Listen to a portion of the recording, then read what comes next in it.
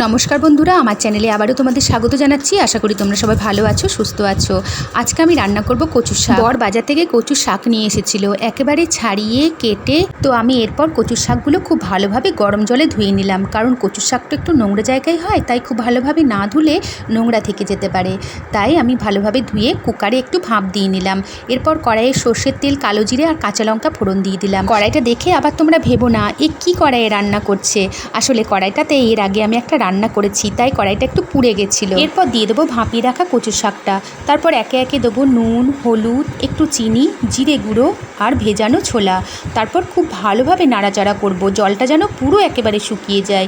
তারপর আবারও দুটো পাকা লঙ্কা দিয়ে দেবো, কারণ কচুর শাক একটু ঝালঝাল খেতেই ভালো লাগে। জলটা সম্পূর্ণ শুকিয়ে গেলে নামাবার আগে দিয়ে দেবো একটু ভাজা মশলা। ব্যাস, তাহলেই আমার রেডি কচুর শাক। এই নিরামিষ কচুর শাক রান্নাটা সম্পূর্ণ আমার শাশুড়ি মার কাছ থেকে শেখা। এটা গরম ভাতে খেতে দুর্দান্ত লাগে।